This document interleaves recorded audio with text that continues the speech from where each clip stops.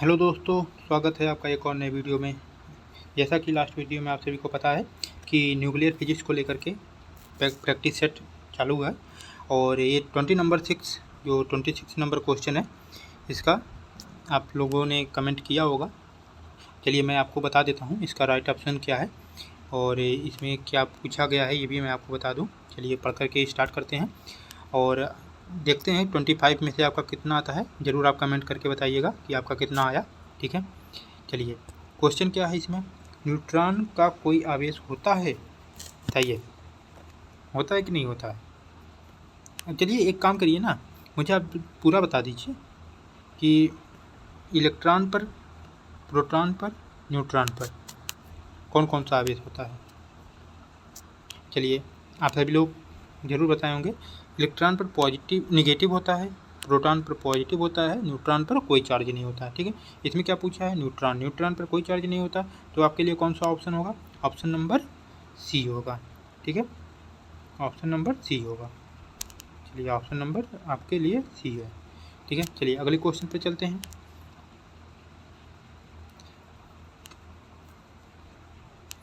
एक एक क्वेश्चन करके आप सभी को जिससे दिखाई भी दे अच्छे से।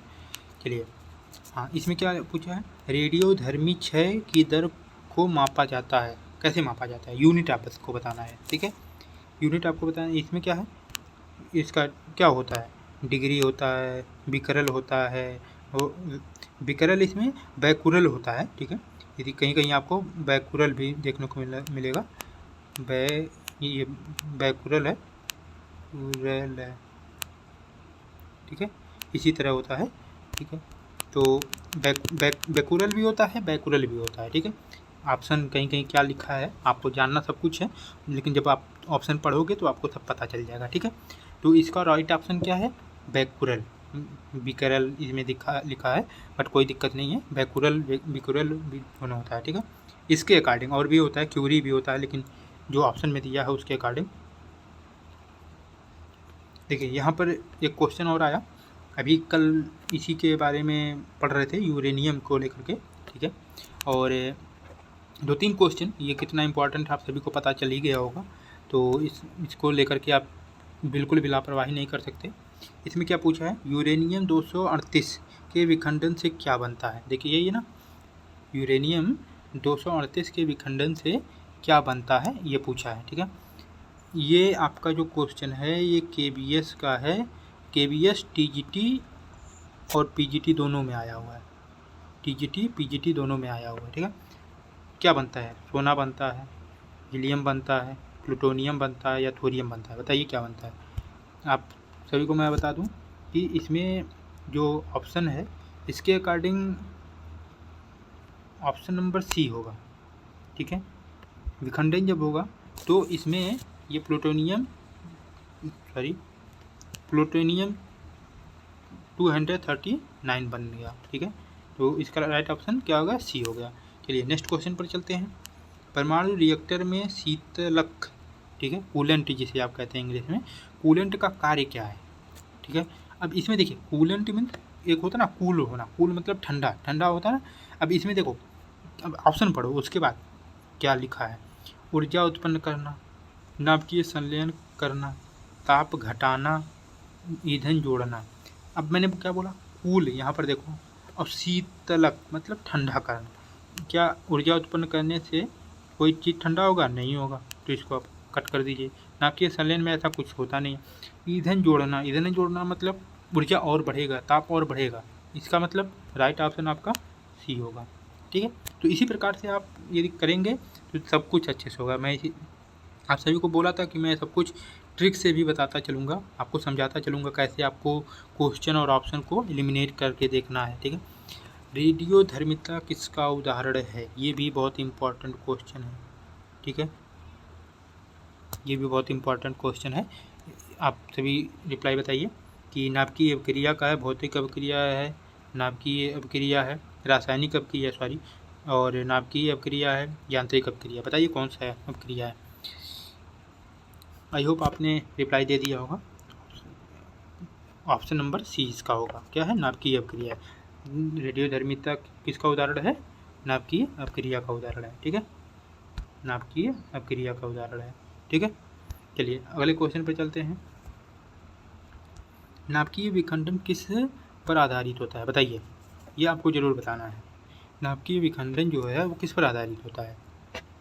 हल्के नाभिकों के संलयन पर। देखो विखंडन है तो संलयन पे कैसे होगा, जब फिजन है तो फ्यूजन पर कैसे होगा। और मैंने कल भी आपको बताया विखंडन का मीन्स टूटना, तो कोई भी होगा टूटेगा, उसमें संलयन होता, नाभिकीय संलयन होता तब जुड़ने की बात होती। चलिए ऑप्शन पढ़ते हैं। भारी नाभिकों का विखंडन होना, ठीक है, विभाजित होना मतलब। इलेक्ट्रॉन का उत्सर्जन, देखो इसको ठीक है देखते हैं, प्रोटॉन का उत्सर्जन, ये दो का ऑप्शन जो है इसको एलिमिनेट नहीं कर सकते, ठीक है, लेकिन ये फर्स्ट को तो मैं एलिमिनेट कर सकता हूँ, संलयन हो ही नहीं सकता। अब आपको ये ध्यान देना है, मैं आपको बताता हूँ कि नाभिकीय विखंडन में ना ही इलेक्ट्रॉन निकलता है और ना ही प्रोटॉन निकलता है, इसमें न्यूट्रॉन निकलता है। ठीक है, अब कितने निकलते हैं वो आप थ्योरी में पढ़ेंगे, ठीक है, क्योंकि मैं यहीं पर सब कुछ बताने लगा तो एक एक क्वेश्चन में समय लग जाएगा। तो इसका जो राइट ऑप्शन होगा इसमें विभाजित होगा, ठीक है, नाभिकीय भारी नाभिकों का विभाजन होता है, ठीक है, इसका क्या होगा, नाभिकीय संलयनों का विभाजन होता है। चलिए अगले क्वेश्चन पर चलते हैं। नाभिकीय संलयन में सबसे आम ईंधन कौन सा होता है? चलिए ये बताइए, कल भी इसी से मिलता जुलता एक क्वेश्चन था, उसका हमने बताया था कि नाभिकीय संलयन में सबसे आम ईंधन कौन सा होता है, ठीक है, ड्यूटेरियम, यूरेनियम और थोरियम, यूरेनियम और ड्यूटेरियम, ट्राइटियम, कार्बन। बताइए, इसका राइट ऑप्शन होगा ऑप्शन नंबर सी, ठीक है, ड्यूटेरियम और ट्राइटियम। इसका आपको फार्मूला लिख करके मुझे बताना है, बताइए। आप सब कमेंट में इसका भी आज ज़रूर लिख करके बताएंगे।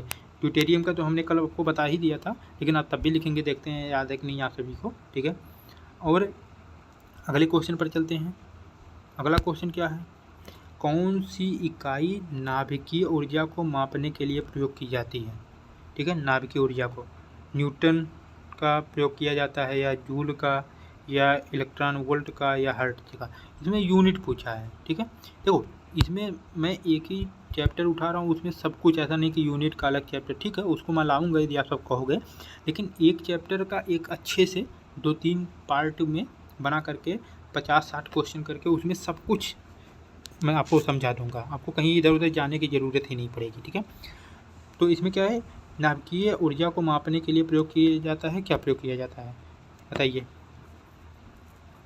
इलेक्ट्रॉन वोल्ट, ठीक है, option number C, option number C इसका होगा।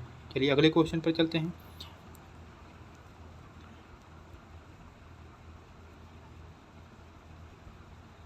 इसमें 4 ऑप्शन है, चलिए इसी में से बताइए आप, कोई दिक्कत नहीं है, आप समझ लीजिए 3 ही ऑप्शन है। रेडियोधर्मी तत्व का कौन सा गुण स्थिर नहीं होता? इलेक्ट्रॉन की संख्या स्थिर नहीं होती, या नाभिक स्थिर नहीं होता, या आयतन। मैं आपको एक लिख देता हूँ, और इसमें क्या है, घनत्व, डेंसिटी, ठीक है, ये डी नंबर ऑप्शन है, ठीक है, आप समझ लीजिए।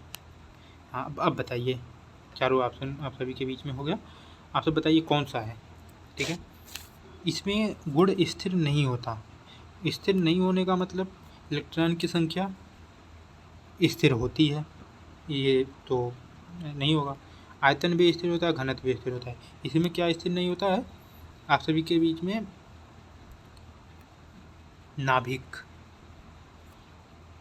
ठीक है, नाभिक जो है वो स्थिर नहीं होता, ठीक है, नाभिक आप सभी का स्थिर नहीं होता। चलिए अगले क्वेश्चन पर चलते हैं। ये आया, एक परमाणु बम में प्रयुक्त विखंडनशील पदार्थ कौन सा होता है? ठीक है, अब बताइए कौन सा पदार्थ प्रयुक्त होता है नाभिकीय विखंडन में, आप सभी बताइए जल्दी से। यूरेनियम, थोरियम और यूरेनियम। देखिए यूरेनियम 2 यहाँ पर दिया है, एक यूरेनियम 238 दिया है, एक 225, मतलब कि यूरेनियम 238 और एक यूरेनियम 235, और थोरियम दिया है, ड्यूटेरियम दिया। बताइए कौन सा पदार्थ प्रयुक्त किया जाता है, ठीक है। परमाणु बम में विखंडन करने के लिए? बताइए। बहुत ही इम्पोर्टेंट क्वेश्चन, बहुत ही ज़्यादा इम्पोर्टेंट क्वेश्चन। ये आप इम्पोर्टेंट लगा दीजिए। मुझे याद नहीं आ रहा, अभी मैं सोच रहा था किस एग्ज़ाम में आया था ये, लेकिन मुझे याद नहीं आ रहा है। ठीक है, ये मुझे जहाँ तक याद है कि चलिए 100% नहीं कन्फर्म है तो बताने का कोई मतलब नहीं है, लेकिन इसमें जो है यूरेनियम होता है, ये ध्यान दीजिएगा, बहुत ही इम्पोर्टेंट है। यूरेनियम 235, ठीक है, कौन सा? यूरेनियम 235, बहुत ही ज़्यादा, ये ध्यान दीजिए। ये 238 है, ये 235 है, 235 वाला ध्यान दीजिएगा। ठीक है, नाभिकीय विखंडन श्रृंखला प्रक्रिया को नियंत्रण करने के लिए प्रयोग किया जाता है। मैं और साइड कर देता हूँ, प्रयोग किया जाता है। ठीक है, हाँ, अब बताइए क्या प्रयोग किया जाता है नाभिकीय विखंडन श्रृंखला प्रक्रिया को नियंत्रण करने के लिए? बताइए। ग्रेफाइट रॉड का प्रयोग किया जाता है, कंट्रोल रॉड प्रयोग किया जाता है, भारी जल प्रयोग किया जाता है, या सिलिकॉन प्लेट प्रयोग किया जाता है? ठीक है, इसका राइट ऑप्शन क्या होगा? Control rod. ठीक है, कंट्रोल रॉड का प्रयोग किया जाता है, ऑप्शन नंबर बी। ठीक है, आते हैं अगले क्वेश्चन पे, क्वेश्चन नंबर 37। देखिए, मैं आपको बता दूं 25 क्वेश्चन कल ही हो गया था। जिन्होंने वीडियो नहीं देखा है आप प्लेलिस्ट में जा कर के देख सकते हैं। ठीक है, और उसके आगे 26 क्वेश्चन से इसमें स्टार्ट हो रहा है। ये प्रैक्टिस बैच है, ये सीरीज चलता रहेगा, तो आप सभी लोग ज़रूर देखते रहिए। ठीक है, और जिन्होंने अभी वीडियो को देख रहे हैं, जो भी लोग चैनल को सब्सक्राइब नहीं किए हैं सब्सक्राइब करिए, और जो लोग देख रहे हैं यदि वीडियो लाइक नहीं किए हैं तो लाइक करिए, और आप सभी अपना रिप्लाई ज़रूर देते रहिएगा। ठीक है, चलिए अगले क्वेश्चन पर चलते हैं कि इसमें क्या है। किस प्रक्रिया में द्रव्यमान ऊर्जा में परिवर्तन होता है? ये क्वेश्चन देखिए, ये क्वेश्चन आपका टेट में आया है। ये क्वेश्चन मुझे याद है टेट का है। ठीक है, मैं सभी प्रकार का क्वेश्चन लेकर के आया हूँ जो प्रीवियस ईयर में आया है। ठीक है, इसमें क्या है, दहन द्रव्यमान ऊर्जा में परिवर्तन, मतलब द्रव्यमान जो होता है। अच्छा, एक चीज़ में चलिए मैं आपको बताता हूँ, E = जो mc², इसमें क्या होता है, मास एनर्जी में बदलता है और एनर्जी मास में बदलता है। इसका यही मतलब होता है कि एनर्जी को ना तो आप समाप्त कर सकते हो ना ही उत्पन्न कर सकते हो, एक रूप से दूसरे रूप में परिवर्तित किया जा सकता है। ठीक है, समझ रहे हो? तो आप क्या देखो, इसमें क्या लिखा है, द्रव्यमान ऊर्जा में परिवर्तित होता है। इसका क्या मतलब है, दहन से नहीं, नाभिकीय विखंडन में संलयन, दोनों से, मतलब कि बी और सी ऑप्शन, मतलब ऑप्शन नंबर डी आपका करेक्ट होगा। ठीक है, मैंने आपको बताया ना, इसमें यही जो फार्मूला है आपका यही लगेगा। ठीक है, ये आप सभी के लिए बहुत इंपॉर्टेंट फार्मूला है, समझ लीजिए। ठीक है, E = mc² जो है। ठीक है, अगले क्वेश्चन पर चलते हैं 38 में। परमाणु रिएक्टर में मॉडरेटर का कार्य क्या होता है? मॉडरेटर। ठीक है, चलिए ऑप्शन पढ़ लेते हैं क्या है। तापमान घटाना, न्यूट्रॉन की गति कम करना, ऊर्जा उत्पन्न करना, नाभिक तोड़ना। चलिए बताइए कौन सा ऑप्शन होगा इसका। चलिए, आई होप आपने दे दिया होगा रिप्लाई। इसका जो राइट ऑप्शन होगा ऑप्शन नंबर बी होगा, न्यूट्रॉन की गति कम करना। क्या होगा? न्यूट्रॉन की गति को कम करना होगा। ठीक है, इसमें परमाणु रिएक्टर में मॉडरेटर का कार्य होता है न्यूट्रॉन की गति को कम करना। ठीक है, चलिए नेक्स्ट क्वेश्चन पर चलते हैं। हाँ, ये क्वेश्चन भी आपके लिए बहुत ही ज़्यादा इम्पोर्टेंट है, और ये क्वेश्चन भी आपका प्रीवियस ईयर का क्वेश्चन है, और ये आपका DSSB का क्वेश्चन है। ठीक है, ये आपका DSSB का क्वेश्चन है। इसमें क्या पूछा है, किस वैज्ञानिक ने परमाणु मॉडल दिया था जिसमें नाभिक का अस्तित्व होता है? देखिए, अब यही आप पढ़ोगे कि परमाणु मॉडल जिन्होंने दिया था उन्हीं के नाम पर ये एक थ्योरी भी है, तो आप सभी बताइए उन्होंने किसने दिया था ये। ठीक है, तो आप सभी को पता होगा रदरफोर्ड ने दिया था। आप पढ़ोगे रदरफोर्ड का परमाणु मॉडल, तो उसमें उन्होंने बताया था परमाणु के बारे में, और नाभिक का अस्तित्व उन्होंने ही बताया था। ठीक है, नाभिक का अस्तित्व उन्होंने ही बताया था। चलिए आते हैं 40 नंबर क्वेश्चन पे। हाफ लाइफ से क्या अभिप्राय है, जो मैंने आपको बताया था फर्स्ट क्वेश्चन में, टी हाफ, ठीक है। अच्छा, इसका एक फार्मूला भी होता है, वो आप मुझे बताइएगा क्या होता है, ठीक है। अगले आप कमेंट में मुझे ज़रूर बताइएगा। देखिए, जो मैं आपको बता रहा हूँ और जो मैं कह रहा हूँ कमेंट में बताने के लिए, वो ज़रूर बताया करें, क्योंकि वो कहीं ना कहीं इंपॉर्टेंट होता है, ठीक है। और बाकी मैं क्वेश्चन के माध्यम से जो भी लाऊंगा वो तो इम्पॉर्टेंट है ही। चलिए देखते हैं, हाफ लाइफ से क्या अभिप्राय है। पूरा क्षय समय, किसी तत्व का स्थिर समय, वह समय जिसमें आधा पदार्थ क्षय हो जाता है, प्रक्रिया का आरंभिक समय, ठीक है। अब आप मुझे बताइए इसमें क्या है। इसका जो मैंने ऑप्शन बताया था, ऑप्शन नंबर सी होगा। क्यों? देखिए, इसमें सबसे अच्छी बात है हाफ, मतलब कोई भी चीज़ होगा हाफ, और टाइम लाइफ, लाइफ पूछा है मतलब समय से ही रिलेटेड है, इसलिए आपको जो फार्मूला देखोगे, मैं आपको बताऊंगा नहीं फार्मूला क्या है, बट मैं एक एग्जांपल बता, ये टी देख रहे हो ना, टी मतलब समय ही होता है, ठीक है। तो हाफ समय मतलब इसमें देखो आधा पदार्थ क्षय होने का समय, ठीक है, वह समय जिसमें आधा पदार्थ क्षय हो जाता है, ठीक है। तो इसी प्रकार से आप क्वेश्चन को करेंगे तो आपके याद करने की ज़रूरत ही नहीं पड़ेगी, आप समझ जाओगे इतना अच्छा कि आपको याद ही नहीं करना पड़ेगा और दिमाग से वो निकलेगा भी नहीं, ठीक है। चलिए आगे पढ़ते हैं। 41 नंबर क्वेश्चन, किस तत्व का उपयोग परमाणु रिएक्टर में ईंधन के रूप में किया जाता है। ये भी आपका इम्पॉर्टेंट है। परमाणु रिएक्टर में कौन सा मंदक क्या होता है, ईंधन कौन सा होता है, किस क्षण का प्रयोग किया जाता है, और किस चीज़ शीतलक के रूप में क्या प्रयोग किया जाता है, ये सारी चीज़ें आप थ्योरी पढ़ोगे तो उसमें सारी चीज़ें हैं, ठीक है।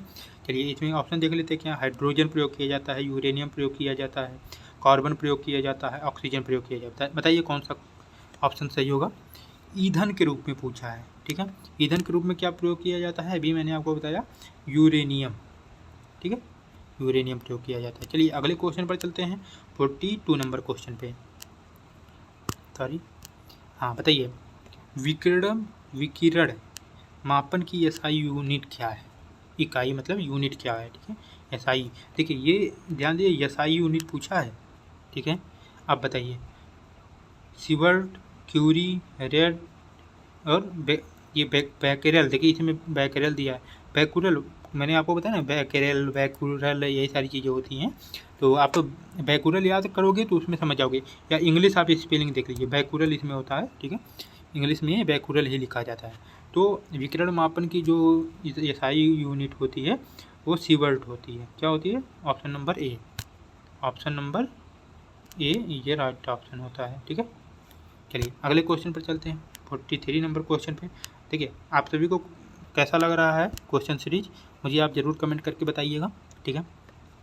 रेडियोधर्मिता में कौन सा कण सबसे भारी होता है, ठीक है। अब बताइए कौन सा कण सबसे भारी होता है।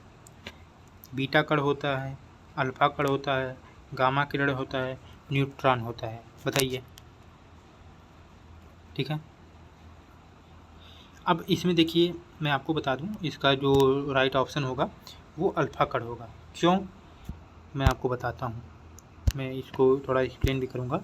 जो आपका ये अल्फा कण होता है ना, ये बनता कैसे है, ठीक है। इसमें 2 प्रोटॉन होते हैं, प्रोटॉन प्लस 2 न्यूट्रॉन मिल करके ये बनाते हैं, समझ रहे हैं, ये बनता है, तब जा करके आपका अल्फा कण बनता है। तो भारी इसीलिए होता है, ठीक है। तो इसका राइट ऑप्शन क्या होगा, ऑप्शन नंबर बी होगा, ठीक है। इसका राइट ऑप्शन जो होगा ऑप्शन नंबर बी, ठीक। चलिए अगले क्वेश्चन पर चलते हैं, 44 नंबर क्वेश्चन पे। हाँ बताइए कि क्या पूछा है इसमें, रेडियोधर्मी विकिरण का जीवों पर क्या प्रभाव पड़ता है। देखिए ये भी आप सभी को समझने की ज़रूरत है, और मैं इसको एक एग्जांपल से आपको समझाता हूँ जो आपके लिए बहुत अच्छा होगा, ठीक है। इसमें पहले इस क्वेश्चन को कर लेते हैं, रेडियोधर्मी विकिरण का जीवों पर क्या प्रभाव पड़ता है। ऑप्शन क्या है, ताप पैदा करते हैं, रसायनों को बदलते हैं, डीएनए को क्षतिग्रस्त करते हैं, ऑक्सीजन को ही हटा देते हैं। अब आप बताइए, इसका राइट ऑप्शन डीएनए को क्षतिग्रस्त करते हैं। अब मैं आपको जो कह रहा था, मैं आपको एक एग्जाम्पल के माध्यम से बताऊँगा। आपको पता होगा जब अमेरिका ने जापान पे 2 बार बम गिराया नागासाकी और हिरोशिमा पर। इससे जो लंबे समय तक वहाँ के निवासी थे, उनके जो बच्चे भी हो रहे थे, पीढ़ी दर पीढ़ी जो पढ़ रही थी, उनका डीएनए ही क्षतिग्रस्त हो गया था, इसलिए कोई विकलांग हो रहा है, मतलब कुछ ना कुछ शारीरिक त्रुटि रहती थी। ठीक है, आप अभी भी जाओगे वहाँ पर जापान में तो आप देखोगे कि 1000 लोगों में 5 लोग ऐसे हैं जो अभी भी उसी के प्रभाव में अभी आए हुए हैं, मतलब कि उनको कुछ ना कुछ प्रॉब्लम है। ठीक है, तो जो यही है कि इसकी जो विकिरण होती है वो डीएनए को ही क्षतिग्रस्त कर देती है। ठीक है, ये डीएनए को ही क्षतिग्रस्त कर देती है, ये बहुत ज़्यादा हानिकारक होती है। ठीक है, तो अब अगले क्वेश्चन पर आते हैं। गीगर म्यूलर काउंटर क्या है? गीगर म्यूलर काउंटर का प्रयोग किसके लिए किया जाता है? ठीक है, गीगर म्यूलर काउंटर का प्रयोग किसके लिए किया जाता है? ताप मापन के लिए किया जाता है, द्रव्यमान मापन के लिए किया जाता है, विकिरण के लिए किया जाता है मापन के लिए, आयतन मापन के लिए किया जाता है। बताइए किसके लिए किया जाता है? आई होप आपने आंसर जरूर दिया होगा। इसका जो उपयोग है वो विकिरण मापने के लिए किया जाता है। ठीक है, विकिरण की तीव्रता, ठीक है, तीव्रता मापने के लिए ये किया जाता है। क्या है? तीव्रता। ठीक है, ये तीव्रता मापने के लिए किया जाता है। और आते हैं अगले क्वेश्चन पे। ये थर्मोन्यूक्लियर रिएक्शन, ठीक है, किस पर आधारित होता है? थर्मोन्यूक्लियर रिएक्शन किस पर आधारित होता है, मुझे आप बताइए। ये विखंडन पर आधारित होता है, संलयन पर होता है, दहन पर होता है, या फिर रेडॉक्स अपक्रिया होता है? अच्छा, रेडॉक्स क्रिया आपको पता होगा, उपचयन और अपचयन अपक्रिया, दो जहाँ पर दोनों अपक्रिया होते हैं, तो ऑक्सीडेशन और रिडक्शन जिसे आप कहते हो, वो दोनों अपक्रिया जहाँ पर होते हैं वहीं पर रेडॉक्स अपक्रिया होती है। ठीक है, लेकिन आपको इसका आंसर बताना है, तो आप मुझे बताइए क्या होता है। ठीक है, इसका जो राइट ऑप्शन होगा 46 नंबर क्वेश्चन का, वो आपका संलयन होगा। ठीक है, क्या होगा? संलयन होगा। अब इसमें आपको पता होगा कि आपकी ये न्यूक्लियर रिएक्शन जो है, इसमें संलयन अपक्रिया होता है, तो एनर्जी कितनी ज़्यादा निकलती होगी? ठीक है, एनर्जी बहुत ज़्यादा है। अच्छा, इसके नाभिकीय संलयन के लिए क्रिया शुरू करने के लिए टेम्परेचर और प्रेशर बहुत ज़्यादा होना चाहिए। ठीक है, आप थ्योरी में पढ़ते होंगे तो आपको पता होगा। चलिए अगले क्वेश्चन पर आते हैं। ये कल या आज ही इस क्वेश्चन को लेकर के डिस्कशन कर रहे थे। आप बताइए कि E = mc², ये जो इक्वेशन कौन दिया था? न्यूटन ने दिया था, बोहर ने दिया था, आइंस्टीन ने दिया था, हाइजेनबर्ग ने दिया था? बताइए कौन दिया था, जल्दी बताइए आप सभी लोग। इसका तो आप सभी को याद होना चाहिए, आइंस्टीन ने दिया था। ठीक है, ये बोला भी जाता है आइंस्टीन का इक्वेशन। ठीक है, इसका यही नाम ही है। चलिए अगले क्वेश्चन पर आते हैं। न्यूट्रॉन बम का प्रमुख प्रभाव क्या है? ताप, विकिरण, विस्फोट, ध्वनि? बताइए। इसमें मैंने आपको बताया कि विकिरण जो होता है वही सबसे ज़्यादा हानिकारक होती है। इसमें क्या है? विकिरण, बी। इसमें जो ऑप्शन होगा इसका वो बी होगा। ठीक है, चलिए अगले क्वेश्चन पर आते हैं। रेडियोधर्मी समस्थानिक किस क्षेत्र में प्रयोग नहीं किए जाते? ये क्वेश्चन बहुत इंपॉर्टेंट है, और ये क्वेश्चन आपका KBS का है और एग्रीकल्चर से रिलेटेड है। ये इसमें आया था। ठीक है, मुझे आप बताइए किस में नहीं किया जाता? सबसे पहली बात, औषधि में, कृषि में, बिजली उत्पादन में, संगीत में। अब आप देखिए, इसको आप चाहो तो ऑप्शन से एलिमिनेट कर सकते हो। इसमें पूछा उपयोग नहीं होते। ठीक है, अब मैं आपको बताता हूँ कैसे आप एलिमिनेट कर सकते हो। बिजली उत्पादन में तो होता है, क्योंकि उसमें भी ऊर्जा की आवश्यकता होती है। कृषि में रासायनिक पदार्थों को बनाने में, औषधि में भी। संगीत में कौन सा आप पदार्थ बनाएंगे? ठीक है, तो इसका जो राइट ऑप्शन होगा वो क्या होगा? Option number D. ठीक है, option number D is a right option. ठीक है, तो अब इसका राइट ऑप्शन यही है। चलिए ये ध्यान दीजिएगा, जो इसमें पूछा है वो नहीं पूछा है। यदि हाँ पूछता तो ये तीनों हो जाता। ठीक है, चलिए अगला क्वेश्चन जो है इसका आप सभी लोग आंसर देंगे कमेंट्री बॉक्स में, और आप ऐसा लिखेंगे। लास्ट कमेंट में बहुत लोग ऐसे डायरेक्ट ऑप्शन लिख दे रहे थे, अब ये ऐसे लिखेंगे, मैं आपको बता देता हूँ कमेंट में कैसे लिखेंगे। ऐसे 50 लिखो, फिर उसके बाद ऐसे बॉक्स लगा दो, उसके बाद जो आपका ऑप्शन वो लिखो, या फिर ऐसे भी लिख सकते हो 50 ऐसे स्पेस कर दो, जो भी आपका ऑप्शन हो यहाँ पर वो लिख दो। ठीक है, ऐसे तो ये इसे समझ में आएगा। थोड़ा लिखने का तरीका भी ऐसे होता है ना कि सामने वाले को अच्छा लगे, जो आपका कमेंट भी रीड कर रहा है उसको भी अच्छा लगे। ठीक है, तो ये आपका क्वेश्चन है, इसका आपको आंसर बताना है। ठीक है, अब ये बताइए कि मैं क्वेश्चन सुना देता हूँ। किस रेडियोधर्मी तत्व का प्रयोग कैंसर में इलाज के लिए किया जाता है? कोबाल्ट का प्रयोग किया जाता है, कार्बन का, सोडियम का, ऑक्सीजन का? चलिए बताइए। चलिए मैं आपको बता दूं, अभी इसका एक और क्लास होगा जिसमें 25 से 30 क्वेश्चन के लगभग कराने का मैं ट्राई करूँगा। मैं प्रयास करूँगा कि 30 क्वेश्चन उसमें करा दूँ कम से कम। ठीक है, तो टोटल 80 क्वेश्चन हो जाएगा, ये काफ़ी ज़्यादा इनफ होता है। और दूसरी चीज़ मैं ये कहूँगा कि जिन्होंने अभी चैनल को सब्सक्राइब नहीं किया सब्सक्राइब कर लीजिए, कमेंट करिए और वीडियो को लाइक करिए। ठीक है, और ये जो क्लासेज हैं ये सभी प्रकार के टीचिंग एग्ज़ाम के लिए, सीटेट के लिए भी है, टेट का भी है, एचटेट जैसे आ रहा है उसके लिए भी है। और इसके साथ ही साथ आप सभी को मैं ये भी बता दूं कि ये जो एग्ज़ाम ये प्रैक्टिस सेट कराया जाता है, ये सभी प्रीवियस ईयर के साथ साथ आने वाले जो संभावनाएं हैं कि ये क्वेश्चन आ सकता है मिलता जुलता, वो भी इसमें ऐड किया गया है। ठीक है, और आप सभी अभी हमारे यूट्यूब चैनल के ही अबाउट में जा कर के यूट्यूब चैनल भी वहाँ पर है और टेलीग्राम का लिंक भी है। ठीक है, तो आप टेलीग्राम ज्वाइन कर लीजिएगा, वहाँ पर आपको इंपॉर्टेंट अपडेट और PDF सारी चीज़ें प्रोवाइड की जाती हैं। ठीक है, और जिन्होंने सब्सक्राइब नहीं किया है प्लीज़ सब्सक्राइब कर लीजिए। मिलते हैं कल नए वीडियो में, तब तक के लिए thank you so much, good night.